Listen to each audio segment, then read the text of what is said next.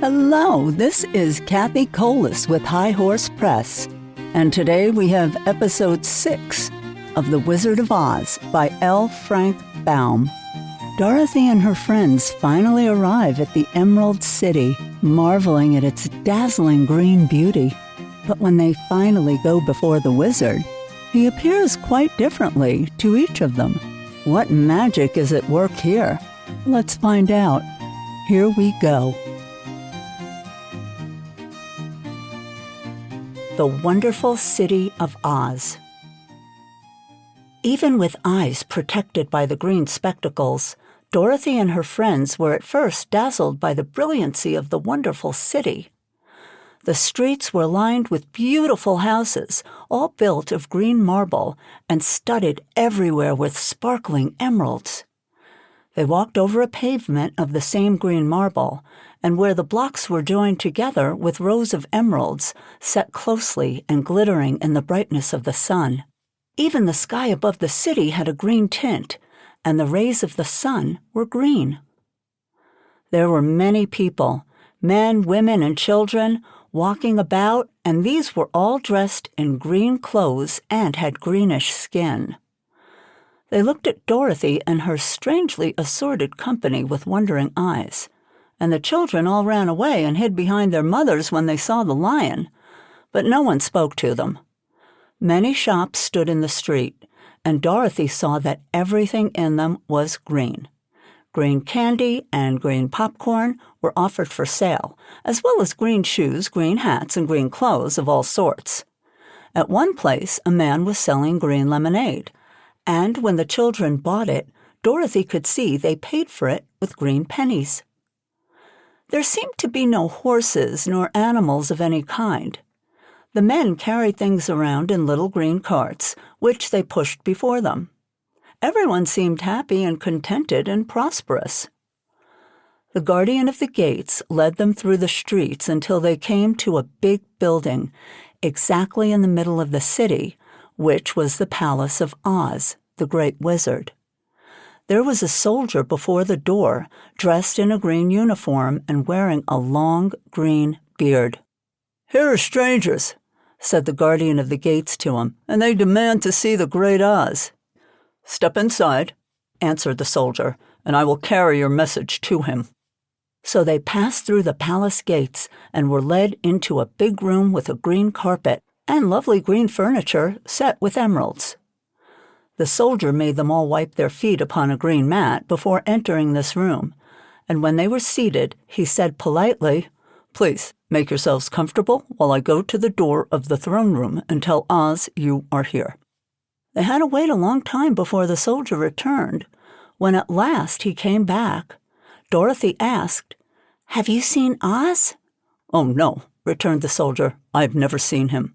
But I spoke to him as he sat behind his screen and gave him your message. He said he will grant you an audience if you so desire, but each one of you must enter his presence alone, and he will admit but one each day. Therefore, as you remain in the palace for several days, I will have you shown to rooms where you may rest in comfort after your journey." "Thank you," replied the girl. "That is very kind of Oz." The soldier now blew upon a green whistle, and at once a young girl, dressed in a pretty green silk gown, entered the room. She had lovely green hair and green eyes, and she bowed low before Dorothy and said, "Follow me, and I'll show you to your room." So Dorothy said goodbye to all her friends except Toto, and taking the dog in her arms, followed the green girl through 7 passages and up 3 flights of stairs, until they came to a room at the front of the palace. It was the sweetest little room in the world, with a soft, comfortable bed that had sheets of green silk and a green velvet counterpane. There was a tiny fountain in the middle of the room that shot a spray of green perfume into the air to fall back into a beautifully carved green marble basin. Beautiful green flowers stood in the windows, and there was a shelf with a row of little green books. When Dorothy had time to open these books, she found them full of queer green pictures that made her laugh. They were so funny. In a wardrobe were many green dresses made of silk and satin and velvet, and all of them fitted Dorothy exactly. "Make yourself perfectly at home," said the green girl, "and if you wish for anything, ring the bell.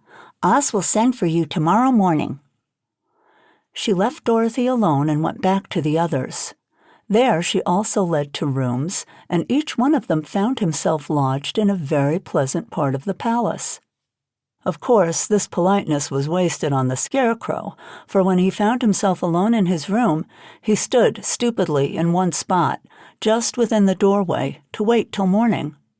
It would not rest him to lie down, and he could not close his eyes, so he remained all night staring at a little spider which was weaving its web in a corner of the room, just as if it were not one of the most wonderful rooms in the world. The Tin Woodman lay down on his bed from force of habit, for he remembered when he was made of flesh. But not being able to sleep, he passed the night moving his joints up and down to make sure they are kept in good working order. The Lion would have preferred a bed of dried leaves in the forest, and did not like being shut up in a room, but he had too much sense to let this worry him. So he sprang upon the bed and rolled himself up like a cat and purred himself asleep in a minute. The next morning, after breakfast, the Green Maiden came to fetch Dorothy, and she dressed her in one of the prettiest gowns made of green brocaded satin. Dorothy put on a green silk apron and tied a green ribbon around Toto's neck, and they started for the throne room of the Great Oz. First, they came to a great hall, in which there were many ladies and gentlemen of the court, all dressed in rich costumes. These people had nothing to do but talk to each other, but they always came to wait outside the throne room every morning, although they were never permitted to see Oz. As Dorothy entered, they looked at her curiously, and one of them whispered, "Are you really going to look upon the face of Oz the Terrible?" "Of course," answered the girl, "if he will see me." "Oh, he will see you," said the soldier who had taken her message to the wizard, "although he does not like to have people ask to see him. Indeed, at first he was angry, and said I should send you back where you came from. Then he asked me what you looked like, and when I mentioned your silver shoes, he was very much interested. At last I told him about the mark upon your forehead, and he decided he would admit you to his presence." Just then a bell rang, and the green girl said to Dorothy, "That is the signal. You must go into the throne room alone." She opened a little door, and Dorothy walked boldly through and found herself in a wonderful place. It was a big, round room with a high arched roof, and the walls and ceiling and floor were covered with large emeralds set closely together.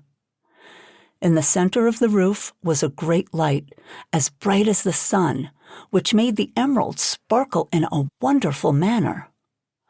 But what interested Dorothy most was the big throne of green marble that stood in the middle of the room. It was shaped like a chair and sparkled with gems, as did everything else. In the center of the chair was an enormous head without a body to support it, or any arms or legs whatever. There was no hair upon the head, but it had eyes and a nose and mouth, and was much bigger than the head of the biggest giant. As Dorothy gazed upon this in wonder and fear, the eyes turned slowly and looked at her sharply and steadily. Then the mouth moved, and Dorothy heard a voice say, "I am Oz, the great and terrible. Who are you, and why do you seek me?" It was not such an awful voice as she had expected to come from the big head, so she took courage and answered, "I am Dorothy, the small and meek. I have come to you for help." The eyes looked at her thoughtfully for a full minute. Then said the voice, "Where did you get the silver shoes?" "I got them from the Wicked Witch of the East when my house fell on her and killed her," she replied. "Where did you get the mark upon your forehead?" continued the voice. "That is where the Good Witch of the North kissed me when she bade me goodbye and sent me to you," said the girl. Again, the eyes looked at her sharply, and they saw she was telling the truth. Then Oz asked, "What do you wish me to do?" "Send me back to Kansas, where my Aunt Em and Uncle Henry are," she answered earnestly. "I don't like your country, although it is so beautiful, and I'm sure Aunt Em will be dreadfully worried about my being away for so long." The eyes winked 3 times, and then they turned up to the ceiling and down to the floor, and rolled around so queerly that they seemed to see every part of the room. And at last they looked at Dorothy again. "Why should I do this for you?" asked Oz. "Because you are strong and I am weak, because you are a great wizard and I am only a little girl." "But you were strong enough to kill the Wicked Witch of the East," said Oz. "Well, that just happened," returned Dorothy simply. "I could not help it." "Well," said the head, "I will give you my answer. You have no right to expect me to send you back to Kansas unless you do something for me in return. In this country, everyone must pay for everything he gets. If you wish me to use my magic power to send you home again, you must do something for me first. Help me, and I will help you." "What must I do?" asked the girl. "Kill the Wicked Witch of the West," answered Oz. "But I cannot!" exclaimed Dorothy, greatly surprised. "You kill the Witch of the East, and you wear the silver shoes, which bear a powerful charm. There's now but one Wicked Witch left in all this land, and when you can tell me she is dead, I will send you back to Kansas, but not before." The little girl began to weep. She was so much disappointed, and the eyes winked again and looked upon her anxiously, as if the great Oz felt that she could help him if she would. "I never killed anything willingly," she sobbed. "Even if I wanted to, how could I kill the Wicked Witch if you, who are great and terrible, cannot kill her yourself? How do you expect me to do it?" "I do not know," said the head, "but that is my answer, and until the Wicked Witch dies, you will not see your uncle and aunt again. Remember that the witch is wicked, tremendously wicked, and ought to be killed. Now go, and do not ask to see me again until you have done your task." Sorrowfully, Dorothy left the throne room and went back where the lion and the scarecrow and the Tin Woodman were waiting to hear what Oz had said to her. "There is no hope for me," she said sadly, "for Oz will not send me home until I have killed the Wicked Witch of the West, and that I can never do." Her friends were sorry, but could do nothing to help her. So Dorothy went to her own room and lay down on the bed and cried herself to sleep. The next morning, the soldier with the green whiskers came to the scarecrow and said, "Come with me, for Oz has sent for you." So the scarecrow followed him and was admitted into the great throne room, where he saw, sitting in the emerald throne, a most lovely lady. She was dressed in green silk gauze and wore upon her flowing locks a crown of jewels. Growing from her shoulders were wings, gorgeous in color, and so light that they fluttered if the slightest breath of air reached them. When the scarecrow had bowed, as prettily as his straw stuffing would let him, before this beautiful creature, she looked upon him sweetly and said, "I am Oz, the great and terrible. Who are you, and why do you seek me?" Now the scarecrow, who had expected to see the great head Dorothy had told him of, was much astonished, but he answered her bravely, "I am only a scarecrow stuffed with straw. Therefore I have no brains, and I come to you, praying that you will put brains in my head instead of straw, so that I may become as much a man as any other in your dominions." "Why should I do this for you?" asked the lady. "Because you're wise and powerful, and no one else can help me," answered the Scarecrow. "I never grant favors without some return," said Oz. "But this much I will promise. If you will kill for me the Wicked Witch of the West, I will bestow upon you a great many brains, and such good brains that you will be the wisest man in all the land of Oz." "I thought you asked Dorothy to kill the witch," said the Scarecrow in surprise. "So I did.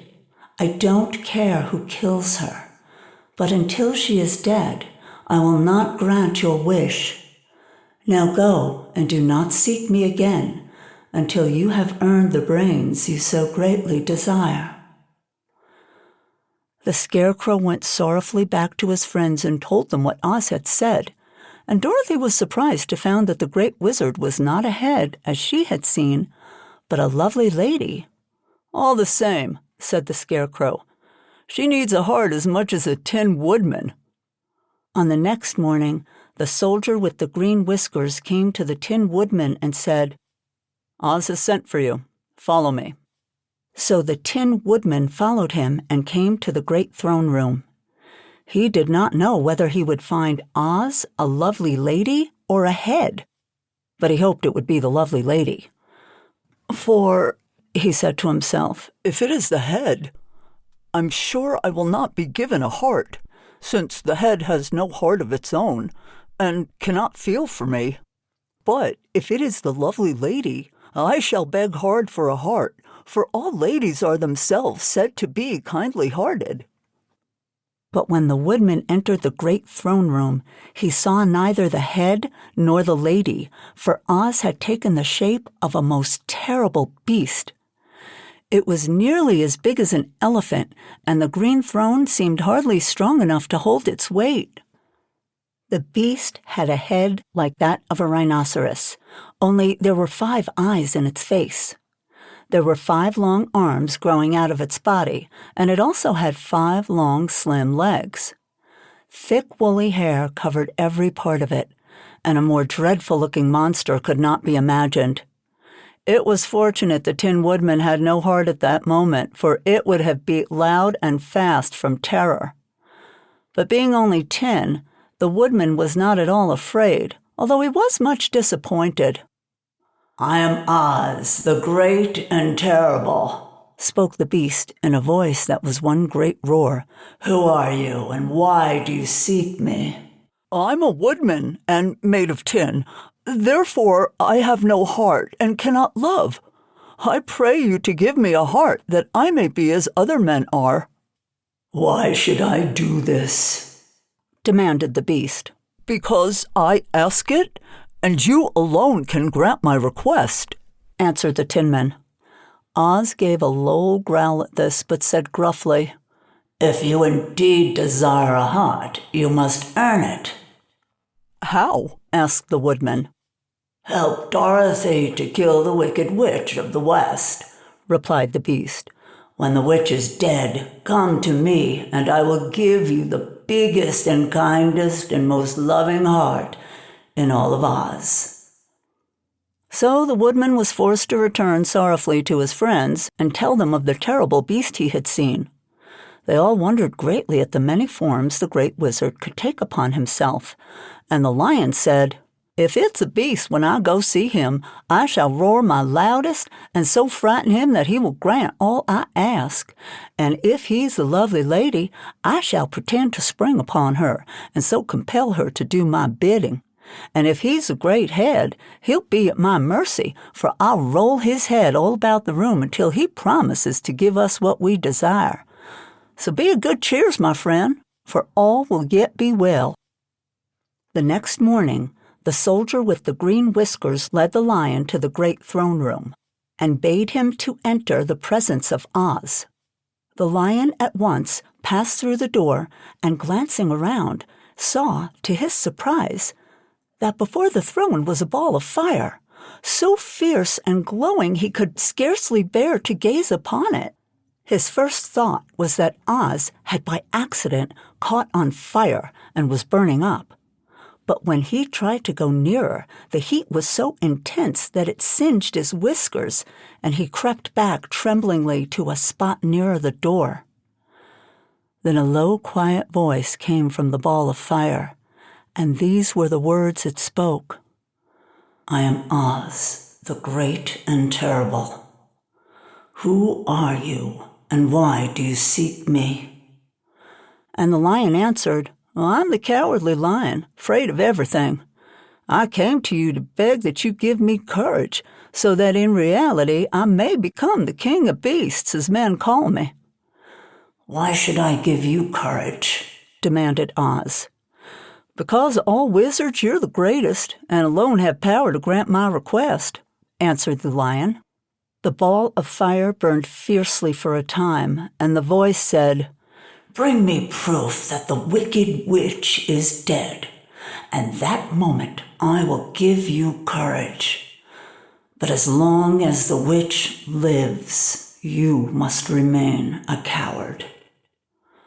The lion was angry at this speech, but could say nothing in reply. And while he stood silently gazing at the ball of fire, it became so furiously hot that he turned tail and rushed from the room.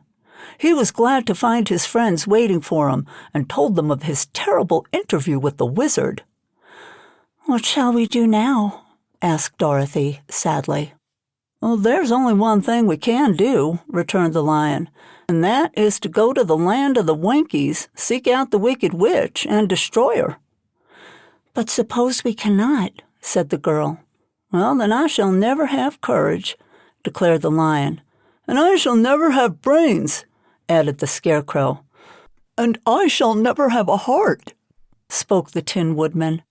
"And I shall never see Aunt Em and Uncle Henry," said Dorothy, beginning to cry. "Be careful," cried the green girl. "The tears will fall on your green silk gown and spot it." So Dorothy dried her eyes and said, "I suppose we must try, but I am sure I do not want to kill anybody, even to see Aunt Em again." "I'll go with you, but I'm too much of a coward to kill the witch," said the lion. "I'll go too," declared the Scarecrow, "but I shall not be much help to you. I'm such a fool." "I haven't the heart to harm even a witch," remarked the Tin Woodman. "But if you go, I certainly shall go with you." Therefore, it was decided to start upon their journey the next morning, and the woodman sharpened his axe on a green grindstone and had all his joints properly oiled. The Scarecrow stuffed himself with fresh straw, and Dorothy put new paint on his eyes that he might see better. The green girl, who was very kind to them, filled Dorothy's basket with good things to eat and fastened a little bell around Toto's neck with a green ribbon. They went to bed quite early and slept soundly until daylight, when they were awakened by the crowing of a green cock that lived in the backyard of the palace, and the cackling of a hen that had laid a green egg. And there you have it. That's a wrap on Episode 6 from The Wonderful Wizard of Oz by L. Frank Baum. Now that Dorothy and her companions have met the wizard, their quests are far from over. So don't forget to join me next Wednesday as the adventure unfolds. Until then, thanks for listening. And remember, classics come alive here every Wednesday.